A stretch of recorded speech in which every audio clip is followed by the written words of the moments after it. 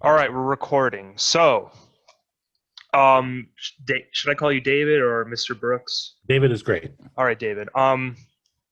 So, I guess I'd like to get started with, could you introduce yourself about what you do, um, and who you work for?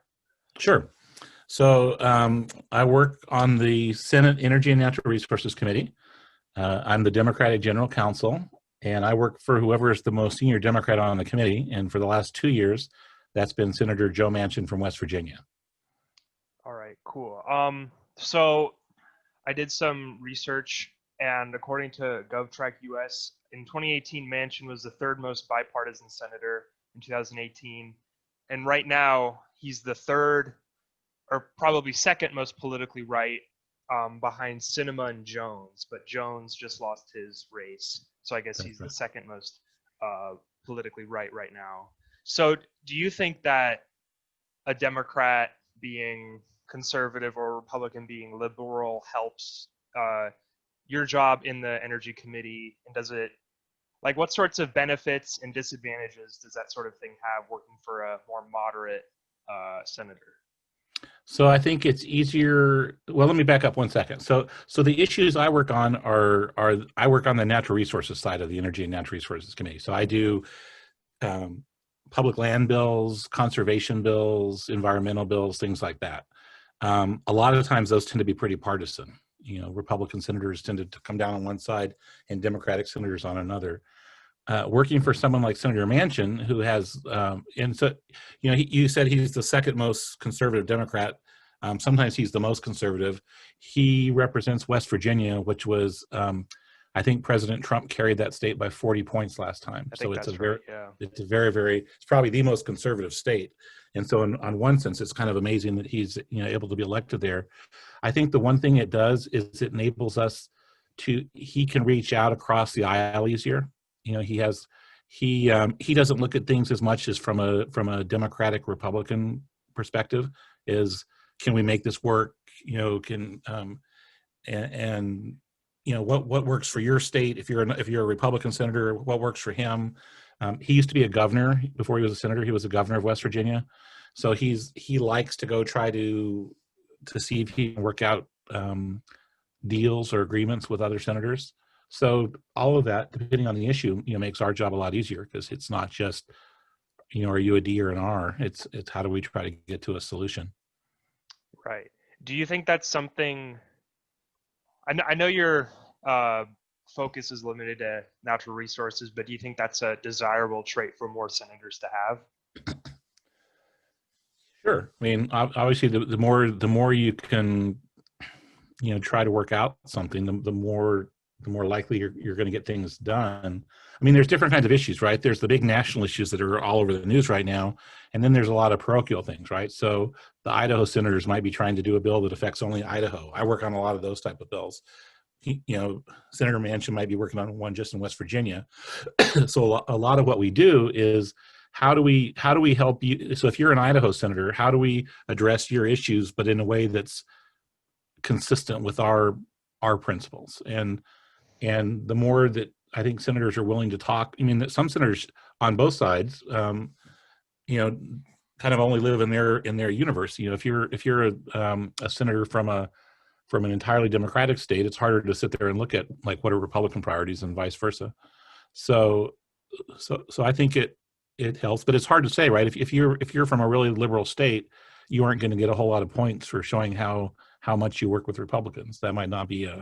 That's true. That might not Yeah. be an attribute that people think is a good thing, and certainly that's the case from a lot of really conservative states, and that might not be good in the national interest, but it's harder to if you have your own state mad at you. Right, that's true.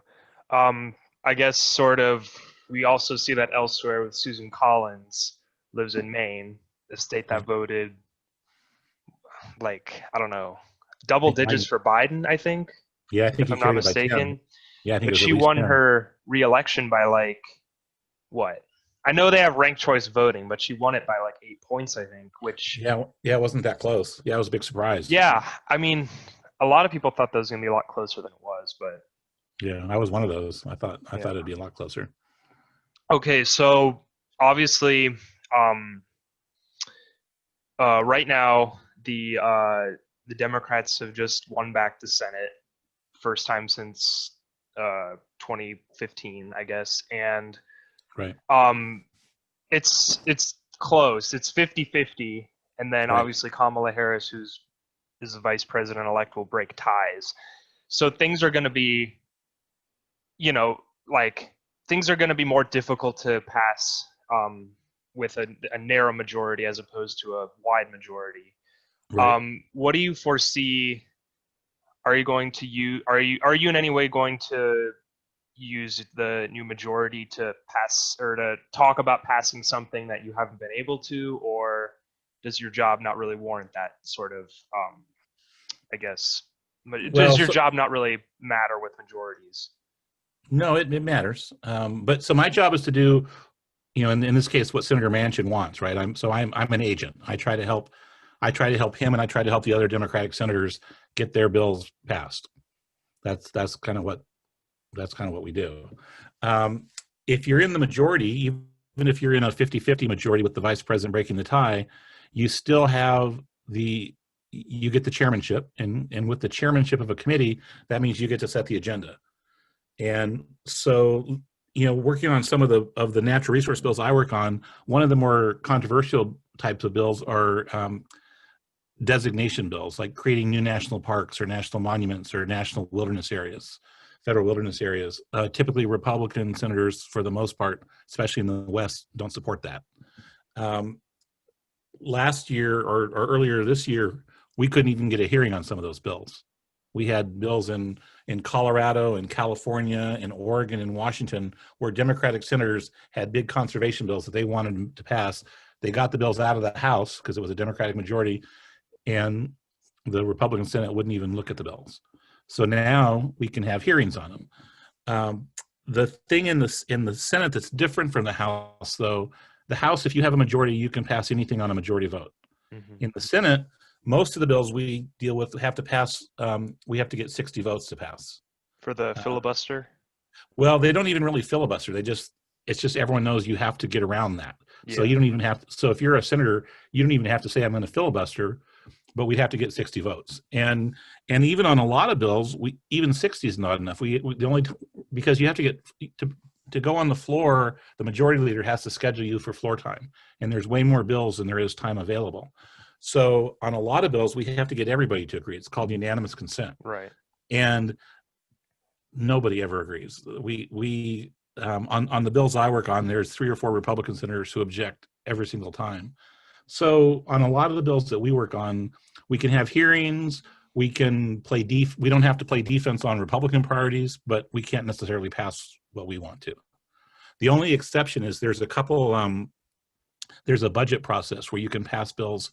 You get one shot at it. It's called a budget reconciliation bill, Right. and you can pass that on a straight majority.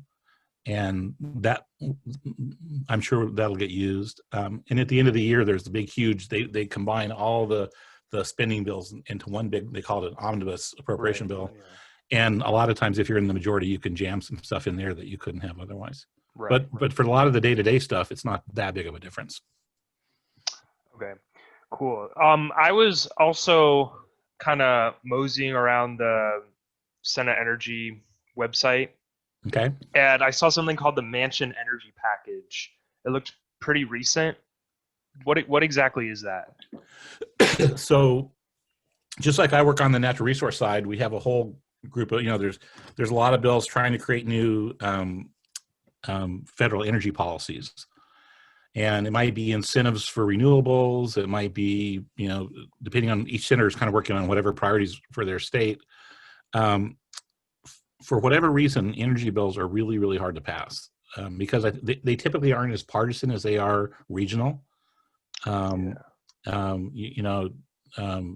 Your dad could probably explain it better than I can because it's on the side that he worked on more than I did. But they spent so the last time they did an energy package was, I think, 13 years ago. And each of these, each provision is relatively small. It might be like, here's a provision to have more money for nuclear research, or here's a provision to create a grant program for low-income energy efficiency, assistance and things like that. But they each have their own. Here's, there might be a program for increased federal building energy efficiencies, and each of them though brings their own proponents and detractors, and they keep trying, and these bills would get stuck at the end, and they wouldn't pass. And so finally this year, so it wasn't just Senator Manchin; it was Senator Manchin, Senator Murkowski. They were the leadership of the committee, but many senators had provisions in it. But when you go read the website, everybody on their press page puts their highlights first. So you were reading the Manchin side, Yeah. so it was describing his perspective. But if you went and looked at the Murkowski side, it probably said Murkowski energy package clears Senate, and if you went and looked at some of the other sponsors, they would describe it like it was their bill too. But just lots of different energy provisions that were tied together into one big bill. That's cool. I didn't actually know that. All right, so we can sort of turn into a more, I don't know, less serious conversation.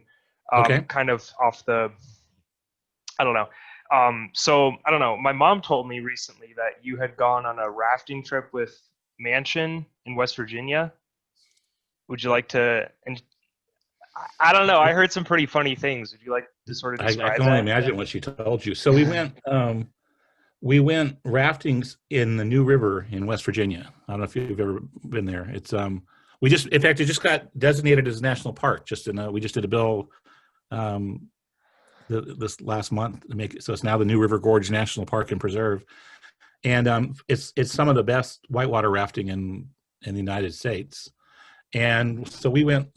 I guess so. It was before the pandemic, 2 summers ago, and so I grew up in Tucson. I'm not like a huge swimmer.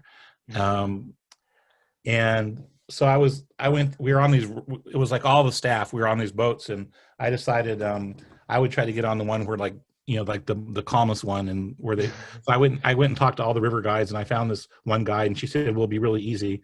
And then Senator Manchin dragged me onto his raft, and then he was like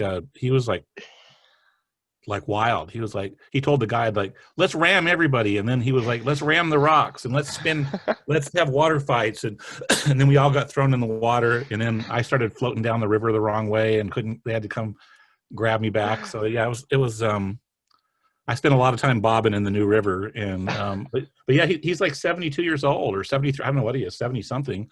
And he was sitting there like wild the whole time, like, getting into water fights and splashing and spinning the raft around, going through the rapids backwards. And I think for a lot of people, the older they get, they kind of get younger at the same time. Well, like a lot of older people kind of, I don't know, like to act like kids again. Yeah, I think that's a common trend among a lot of people. Yeah, he has a big adrenaline thing. It's just like the other one that was funny. So we're definitely not. This is not going out anywhere, right? No, this is just us. Yeah. So he had gone to Hawaii, and he had a T-shirt that he had ripped off the sleeve so it looked like a muscle shirt, and it had this huge marijuana leaf on it. And and his press person was like, "Senator, you can't have that on." West Virginia. That would be. And he's like, "What are you talking about?" She said, "You can't have that shirt." He said, "What do you mean? I got this shirt in Hawaii." And he didn't know it was a marijuana shirt. He thought it was just like a Hawaiian plant. Oh, he didn't? What? Really? That's what he said. I don't know. So they made him take it off because they're afraid someone was going to take a picture of him in the shirt. That is very interesting. So, okay. So I guess to switch gears again, over these last years, I guess, I don't know, maybe like 12-year, 10-year, 8-year period, it seems like Washington has got a lot more divisive and a lot more toxic from a general perspective among a lot of Americans. But how have you interpreted that shift? Are there things that used to happen that don't happen anymore? Or are there like things you see that you haven't seen really ever that's happened more often in this day? And I think it all lines up with both kind of as the internet developed and cable TV. Mm-hmm. So you have people who can only listen to their own, whatever they want to hear. It used to be when I was a little kid, you used to hear the news on the networks, ABC or CBS, and now you can You can be Fox or OAN or whatever and just get only Yeah. the news you want. Two things have happened. One, when I first came, the most liberal Republican was quite a bit more liberal than the most conservative Democrat. There was a big overlap in the middle. A lot of Southern Democrats, especially, were pretty conservative. There were a lot of Eastern Republicans who were pretty moderate. Right. And so it wasn't just D or R. It was you could kind of work through these coalitions. Pretty much now, Manchin and I guess Sinema are probably the most conservative Democrats. Collins is the most liberal Republican, and everybody else is, or most everyone else, not everyone, but most of them are to the other end. So it's a lot harder now to go put together bipartisan bills, just Right. because it's just it's just hard to find people to do that. Yeah, because I guess you've really only got four people who agree on most things, and then everyone else is like, I was looking at a graph earlier, and you had Collins, Manchin, Sinema, Murkowski, and I kid you not, like everyone else was just in these big blobs on the other Yeah. side. It was crazy. I So mean, oh, and no, go ahead. also, if you look at New England, for example, that's where Susan Collins is from, Maine.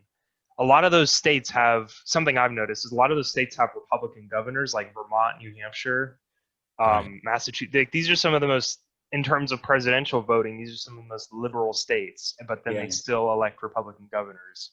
So Isn't that interesting? I think sort of that um, desire for bipartisanship is still there, but maybe our elected officials don't see that as much as the I common think the person. other thing is, if you look at, those are mostly smaller states, Maine and Vermont and Massachusetts, not so much, but I think in some of those smaller states, West Virginia, a lot of the political stuff is still one-on-one. Like when I met your mom, we were both working for Dale Bumpers, who was an Arkansas senator. He's the last liberal to be elected in the South, and you try to figure out, like, how does he get elected in Arkansas? But like, we would have these hearings, and people would come up after the hearing, and they were like doing a Washington tour and they would say, "Oh, Senator, could I just say hello?" And he'd ask who they were, and inevitably he knew them. He knew if he didn't know them, he knew their relatives. He knew the high school they went to. It was all local stuff, and so even if he was liberal, he was, he could relate to them, and they liked him. And that's, I think that's the Susan Collins thing, right? They know her, and so when you're dumping $100 million worth of TV ads, they don't care. And I think in a lot of states, that's gone away. Yeah. You're kind of defined by the by the talk shows and radio talk shows, and it's really hard to get that to get that connection with people. So I think that's changed a lot. And I think what that's meant is, for a lot of bills, it's really hard to work out agreements that can pass, because everybody, no one wants to be like, oh, they're the ones who sold out, and Yeah, everyone's doubling down, because it's just, and I think in the House, whoever's in charge in the House, it's kind of all or nothing. So you see a lot more of the deals coming out of the Senate side, not because the Senate side is better. It's just, you have to do that to get things done in the Senate. You don't have to be bipartisan in the House. Right. Yeah. That reminds me. I watched this PBS Frontline episode about division. I don't know if you've seen it, but it was No, about I it haven't. was called The Great Divide, and it sort of recaps 2008 when Obama was elected until sort of present day. And I thought something really cool about it was, in 2009, 2010, with the rise of the Tea Party, they kept talking about, these talk radios, like Rush Limbaugh, other things like that. And that's what sort of gave rise to the Tea Party. Obviously, in 2010, Republicans, took a lot of the House. And obviously, Obama was president. And that kind of, threw the Obama administration into kind of a weird position because of how effective talk radio, TV, like you were saying, was. Um, yeah, I don't know. It makes a lot of sense. guess what I'm saying. Well, look at what's going on just this week, right? We're having a national Right. crisis, Yeah. and a big, probably a majority of the Republican Party thinks the election was stolen, even though there's no evidence that there was any theft. Yeah. And you can't, and you would have never seen that. I mean, there was always some senator voting against, like, just to make a political statement, like, I don't want to, I'm going to object to their state, but everyone knew it was just that. No one was really seriously saying like Right. the votes were stolen. Yeah. And it's even after we had this riot last week, I mean, you have most of the Republican Party right now who's still sticking to where Trump is. And Right. we didn't really, I mean, there's that old, who's it, Patrick Moynihan, who used to be a New York senator, and he was a Democrat, but he worked for Richard Nixon in the Nixon White House at one point, and he's the one who said, you can have your own opinion, but you can't have your own facts. Well, Right. now Yeah. everybody has their own facts. Yeah. And so they don't, and you can't, and I think, ultimately, if you're a country, how do you get everyone, I mean, look at where you are. You're in Boise, in a fairly moderate to liberal city, in a Yeah. super conservative state. How do people get along? How do they figure out where they just don't think everyone else is lying the whole time? Yeah, that's one of the cool things about living here is Ada County, which is the county that I live in. It voted like 130,000 votes for Trump, 120,000 votes for Biden. That was like the closest it's been pretty much ever. And it's trending blue, but it's very purple county. Right. Literally 10,000 votes apart. And that when I moved from Virginia, I was that's a very liberal part of this country. But it wasn't when I moved in here. When I came Yeah. in before, right when you were a little kid, it was mostly Republican. Yeah. It just moved really quickly. Right. But anyways, it was kind of like a change when I came here, and like my school was mixed. It was a very Right. purple school, if that makes sense. Like Sure. a lot of to this day, a lot of my friends are right and a lot of my friends are left. And I think that's a generally good environment to live in. Especially for anyone really, because it really helps, because you can just be friends and politics really doesn't play much of a role in that sort of stuff, which is nice. But Right. I mean, most of what you do in the daytime is not thinking about how someone's voting, right? Yeah. You're like, let's go play basketball, or let's go watch a movie, or Right. let's raise money for the whatever, Yeah. Yeah. So that is a plus for sure. What was your best moment you've ever experienced in your position over the last few years? Like, what is something that you that is like stands out to you, and you feel like you either contributed, or like, what was your most proud moment? So, a lot. I mean, there's a lot of them. I don't know the most proud, but I'll do an Idaho example from about 10 years ago. Senator Crapo, there was a proposal to protect a lot of land it's called the Oahe Canyon area. It's down in the Idaho-Oregon border, really remote, really conservative, super, super conservative. The environmental groups wanted to protect a lot of it. The ranchers didn't want they didn't want the federal government messing with anything. They had a proposal. It was really controversial. Both sides were fighting over it. We spent a year. I went and did a day trip out and visited with everybody. We spent a year going back and forth trying to negotiate stuff. And ultimately, President Obama signed it. It was the first wilderness protection in Idaho in like 40 years or 50 years. And it's still there. And it's interesting that a lot of these groups, these environmental group people who typically are pretty far left, and the ranchers who were very far right, they all stayed friends. It was one of those where they had this kind of civic thing. And, I probably won't ever be out there again, but it was the thing that I like about what I do is I work on there. So we don't like say, hey, here's a bill, right? People come to us and say, we want to deal with this thing in California, or we want to have this designation. We want a national park in Arizona or whatever. And so people are really proud about their home state and where they're from, and, why it's a cool part of the country. And kind of what we do is help them get that across the line and work out the issues. So I think every time that happens, it's because otherwise I feel like I'm just stapling papers, Yeah. and writing memos and stuff. But people feel really, really strongly about where they're from, and they want it to be important to the rest of the country. And so when every time we do that, I don't know, probably, I grew up in Tucson, and when I was first here, we were able to pass a bill that added a bunch of land to the Saguaro National. We made it a national park and added land there. I mean, that's always kind of cool. We just did a bill just this year that is going to dedicate $1 billion a year for conservation, mandatory automatic money. People have been trying for 50 years to do that. So they're all, but I think it's when there's like people that you work with that like not on the Hill, people from wherever, and they're trying really hard to get this whatever proposal enacted into law. And every time you do that, I mean, they get pretty psyched about it. And so that, I think those are the things that I like the most. Yeah, that that sounds like it's really I don't know. It sounds like what's the word? It sounds like a really like humbling place to be in when you experience those sorts of things, and so I guess when you were in college or whatever, how close, and you were thinking about what you wanted to do, how close was sort of your like dream job to the job you have now?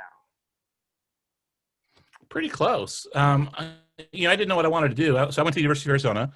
Um, by the way, I used you to shame Ben because Ben refused to apply there. So when Why?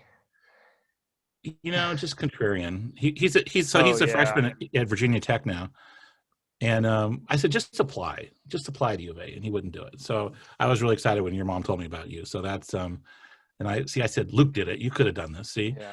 but but when I was at U of A, I was in student council in high school. I liked the political side of stuff. I was an intern in college. I went and interned back here in DC, and I loved it.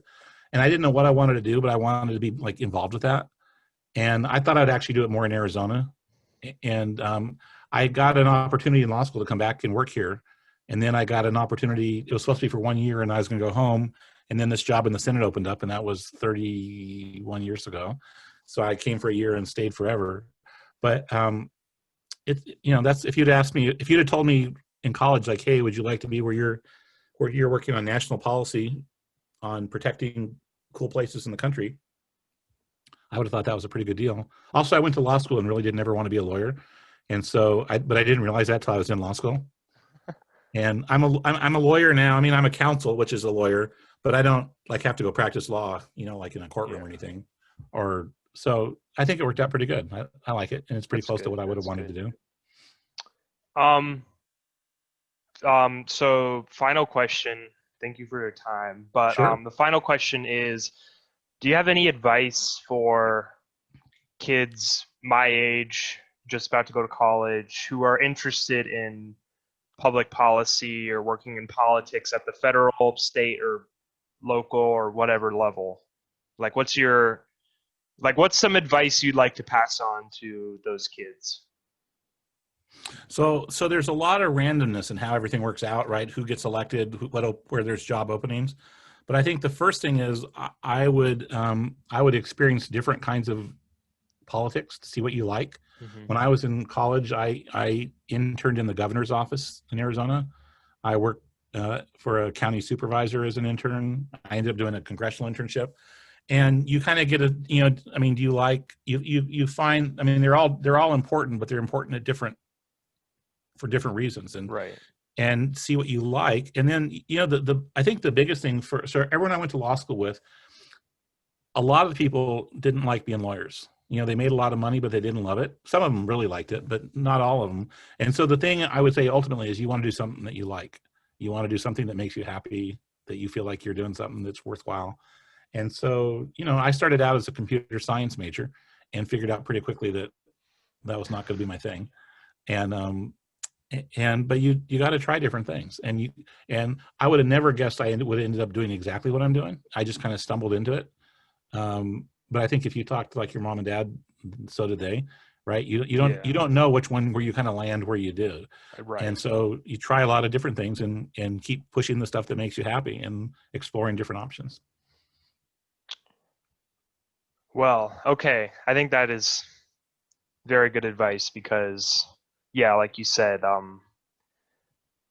I guess I think a lot of kids sort of have this like, ooh, I'm gonna be this, I'm gonna be that. But I guess sort of what you're saying is, you kind of go where the tide takes or the current takes you. Um, Well, like in politics, right? Everyone when they're 10 says, I want to be president. yeah, And well, maybe you do. Right? Some of them, obviously, a bunch of people want to. Once I got back here and saw it from this side, it's like you couldn't pay me to run, and I always thought I would want to run for yeah, something. But all the fundraising and all that. yeah. But I love the making policy side, and I don't. I have to make it on behalf of. I mean, I have to help other people make it, but I still get. We have a role in it. And you look at like. Well, both like your mom and dad have gone in different directions on things, right? Hmm. In the executive, I never worked in the executive branch. They both had big fancy jobs in the executive branch. And I haven't worked in nonprofits, and your mom's done nonprofits. Those all are part of the same story, just from different angles. And so, everyone has different parts that they like. I just hit one that I was comfortable with. And, but that's the trick, right? You don't want to be miserable doing whatever you're stuck doing. So, but yeah, I think it's like you bounce around, and if you like something, stick with it further. And if it doesn't work out, then go to the next thing and figure out. Hmm. I would have never thought I would have been a national park legislative person because I didn't even know about that. Yeah. But once I did it, it's like, well, that seemed kind of cool. So that'd be Well, my okay. that'd be my advice. Cool. I'm gonna stop recording.